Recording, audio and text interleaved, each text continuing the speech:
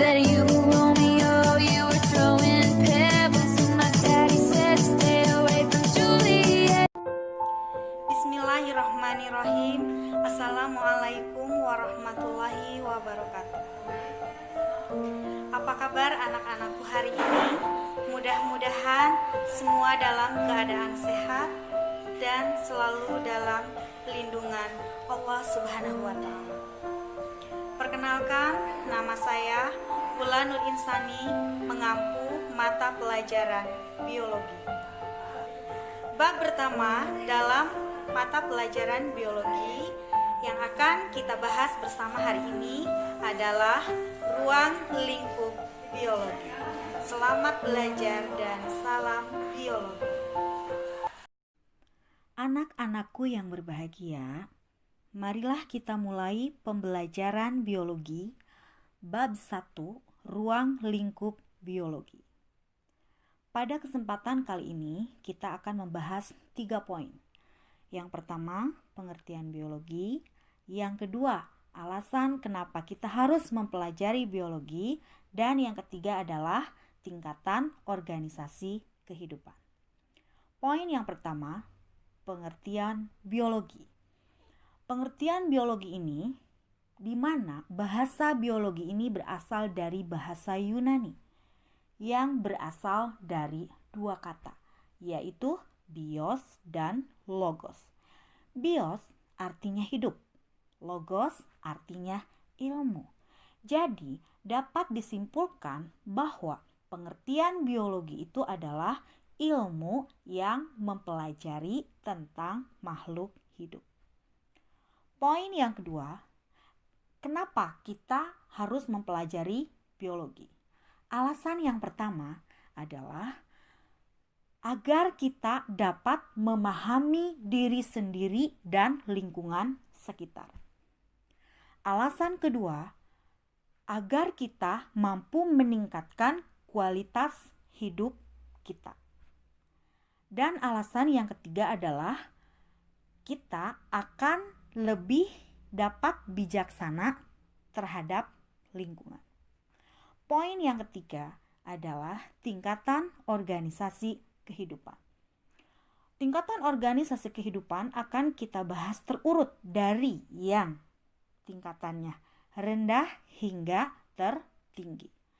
Yang pertama ada molekul, kedua sel, 3 jaringan, 4 organ, 5 sistem organ, 6 individu, 7 populasi, 8 komunitas, 9 ekosistem, 10 bioma, dan yang paling tertinggi yang ke-11 adalah biosfer. Anak-anakku yang saya banggakan, mari kita bahas satu persatu tingkatan organisasi kehidupan. Yang pertama, molekul. Molekul adalah bahan kimia dasar penyusun kehidupan. Contohnya asam nukleat berupa DNA dan RNA. Kedua, sel adalah satuan unit kehidupan terkecil dari makhluk hidup. Contohnya adalah sel darah merah, sel darah putih, sel hewan, sel tumbuhan, dan masih banyak lagi. 3. Jaringan adalah kelompok sel yang sejenis memiliki bentuk dan fungsi yang sama dalam tubuh makhluk hidup. Contohnya jaringan otot, jaringan tulang, dan masih banyak lagi. 4. Organ adalah kelompok jaringan yang bersatu dan bekerja sama yang menjalankan fungsi tertentu. Contohnya usus, lambung, paru, hati, jantung, dan masih banyak lagi. Urutan kelima ada sistem organ. Adalah gabungan dari organ-organ yang bekerja sama untuk membentuk suatu sistem dalam kehidupan. Contohnya ada sistem pencernaan, sistem pernapasan, sistem reproduksi, dan masih banyak lagi. Yang keenam, individu adalah gabungan dari sistem-sistem organ yang bekerja sama membentuk kehidupan. Contohnya, seorang manusia, seekor ayam, sebatang pohon. 7. Populasi adalah sekumpulan individu sejenis yang menempati suatu daerah tertentu. Contohnya, populasi badak, populasi gajah. Jadi ini adalah yang sama-sama aja satu kelompoknya itu ya. 8. Komunitas adalah seluruh makhluk hidup yang hidup di suatu daerah tertentu. Contohnya, komunitas sawah, komunitas hutan. Misalnya komunitas di sawah, di sana akan ada komunitas padi, komunitas belalang, komunitas tikus misalnya gitu ya. 9. Ekosistem adalah sekumpulan makhluk hidup dengan benda mati dalam satu kesatuan tempat hidup yang mempunyai hubungan timbal balik. Contohnya adalah ekosistem sawah, di mana di sini akan berhubungan dengan lingkungan sekitarnya. 10. Bioma.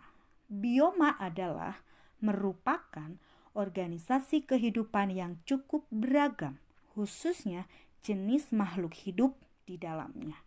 Contoh, bioma gurun, bioma padang rumput, dan masih banyak lagi.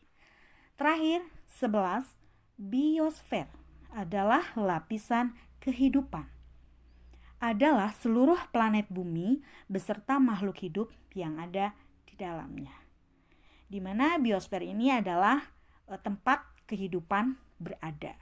Ada litosfer, lapisan batuan, ada hidrosfer, lapisan air, dan ada juga atmosfer, lapisan udara. Anak-anakku yang baik hati, demikian pembelajaran hari ini. Kita hanya membahas 3 poin saja, yaitu poin pertama, pengertian biologi, kedua, alasan mempelajari biologi, dan yang ketiga adalah tingkatan organisasi kehidupan. Semoga pembelajaran hari ini bermanfaat. Untuk mengakhiri pembelajaran, mari kita ucapkan hamdalah bersama-sama. Alhamdulillahirabbil alamin. Sampai jumpa pada pertemuan berikutnya. Wassalamualaikum warahmatullahi wabarakatuh.